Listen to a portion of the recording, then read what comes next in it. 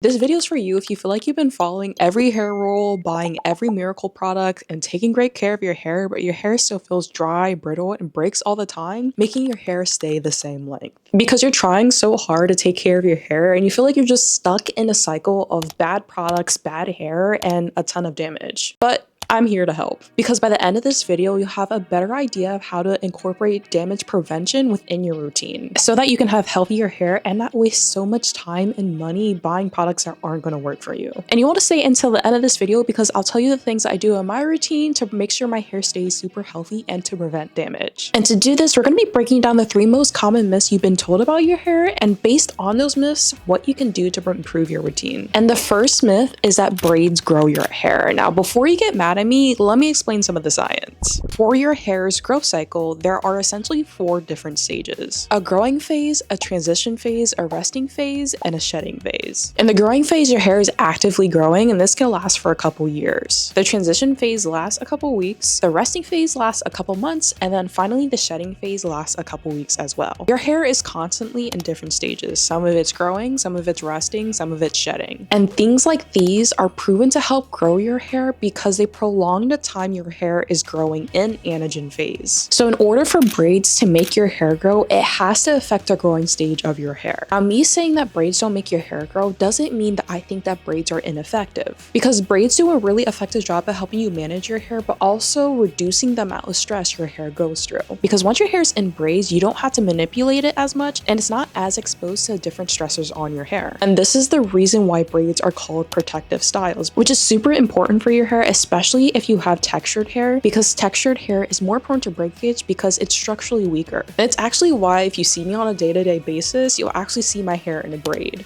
And if you want to learn more about how to make a curl routine and why textured hair is more fragile, then you can take a look at this video here where we break down the science of curly hair. So on the days where I braid my hair, which is usually 2 to 3 times a week, first I wash my hair with some type of antifungal shampoo. And I'll either do this once or twice. Then I'll go in with some type of repairing product, because when I style my hair, I like to focus on styling, and on the days I braid my hair, I can focus on repairing my hair and or my scalp. Then I like to use the Pantene Miracle Rescue line, which is both the leave-in treatment and the curl cream, and then you can apply a heat protectant. I'll also apply some oil to the ends of my hair and then blow dry your hair, and then I finish off with a braid like this one. And on the days I braid my hair, I found this moisturizing cream that's helped me a lot from Head & Shoulders, and it has zinc pyrithione, which is an antifungal, which is also going to help with seborrheic dermatitis and dandruff. Now, I had a lot of hair loss due to my seborrheic dermatitis, so this is probably my favorite treatment ever that I've used between my wash days to help with that. So I highly recommend this product. So braids don't make your hair grow, but they do make it easier for you to manage your hair, which in turn prevents damage from you manipulating your hair. And damage prevention is technically another way for your hair to grow, because if you protect the hair you've already grown, then your hair can get longer because that hair is healthy. The second myth that's preventing you from having healthier hair and keeping the length of your hair is that silicones are bad. They cause buildup, they make your hair not breathe, and they leave your hair dry and brittle, which isn't really true. Silicones are conditioning agents, which means that they fall under the list of ingredients that were created to restore manageability, softness, and glossiness to your hair, which would normally be provided by sebum, which is a waxy oily substance produced by your scalp, and also something called the 18-MeA layer, which is a lipid layer on your hair with the job of protecting your cuticle. When you do things like use heat, wash your hair, put your hair through chemical processes, or even brushing and or styling your hair, you run the risk of messing up that lipid layer meant to protect your hair. So coating is an essential part of conditioning agents, and because silicones do make a coat on your hair, it doesn't mean you have to be afraid of them. Plus, when a product says they have silicones in it, it's not like the entire product's made of silicone, so when you apply it to your hair, you have a thick layer covering your entire hair strand. They actually make a breathable barrier so that other ingredients can go into your hair, but also silicones don't cover your entire hair strand. It's kind of spotted throughout your hair, and if you're still worried about buildup, the parts of your hair that have silicones on it actually don't stay forever. Silicones can actually break down over time, be rinsed out, and even shampooed out. And like how there are different types of products, there are also different types of silicones, and they all work slightly differently. The most basic silicones used in cosmetics are cyclomethicones, dimethicone, and silanols, and there are different derivatives of these types of silicones. Cyclomethicones are a type of silicones that can actually evaporate. They have a circular or cyclic structure that allows them to do this, so you don't have to do anything to remove them because they evaporate naturally. Silanols can be heavier or lighter, and this is based off of the size of the molecule, but a really important thing about silanols is that they're water soluble, which means that they rinse off with water and regular shampooing. And one of the most popular types of silicones used in hair care is dimethicone. And it's because they leave your hair so soft, smooth, and shiny. Dimethicones can come in various sizes, and they're not water soluble, which means that they come off your hair over time with continuous shampooing and clarifying shampooing. One of my favorite silicones is actually a silicone called amodimethicone, and it's in these products. And they're a little bit different than other types of silicones because amodimethicone is able to specifically target damaged parts of your hair. So naturally, your hair has a negative charge, but the damaged parts of your hair have a greater negative charge, and amodimethicone has a very positive charge, so it's able to find those specific damaged sites and essentially protect your hair. And with that, you don't have to really worry about buildup all over your hair because it's only targeting those damaged sites. And oftentimes when your hair is damaged, there's some damage to the lipid layer of your hair. And remember, conditioning agents were essentially made to target those damaged sites. I love silicones, especially when it comes to textured hair, because they do such a good job at protecting your hair, which is really important because textured hair breaks more easily. Now, the third myth preventing you from having healthier hair is that repair products don't actually repair your hair. I know what you're thinking. Serena, you literally talk about repair products all the time. You're always talking about the K18, you're always talking about L'Oreal, you're always talking about Garnier, all these different products. What do you mean they don't repair my hair? Repair products fall under these three categories. They either repair your hair by putting a coating on your hair, they repair your hair bonds, or they repair the keratin chains in your hair. And what a lot of people don't realize is that repair products aren't repairing your hair to its natural state. There's some type of ingredient or technology that's replacing the damaged part of your hair. Because once your hair is damaged, you can't get that back. For example, if you use something like Olaplex or Ypres, they repair disulfide bonds in your hair because they recreate that bond using their technology. So this isn't the original bond that was in your hair. This is a bond between the technology and the proteins in your hair, which is why when I talk about bonding products, especially when it comes to bond repair products, I always say it creates an artificial bond. If you want to learn more about the bonds in your hair and the different types of repair products you can use in your hair, I recommend you check out this video. And even for something like the K18 molecular repair leave-in or the coconut eve leave-in, these products repair your hair by replacing parts of your keratin chain that you've already damaged. Even if you use something like the Dove Bond Serum Mask or the Briogeo mask, it's still replacing that lipid layer, the 18 MUA layer, and the cuticle in your hair because they essentially coat your hair. So it's super important to be gentle with your hair because once it's damaged, it can never go back to being the same. And although I do love my repair treatments, always keep in mind that repair products are essentially replacing what you've already damaged, which is why prevention is super important to the health of your hair. So treat your hair gently and use repair products as tools to keep your hair stronger, which I know seems counterintuitive based off of what I just said, but with repair products replacing the damaged parts of your hair becomes inherently stronger, which would then prevent further damage. So I'm not saying repair products are bad, but just keep in mind why damage prevention is so important. If you want to learn more about what damage repair products I use, I recommend you take a look at this video. In this video, we went over 3 hair damage myths, including how braids don't grow your hair, but they help you manage your hair, how silicones aren't bad for your hair and they actually can help protect your hair, and how repair products don't actually repair your hair, but replace the damaged parts of your hair, which makes damage prevention so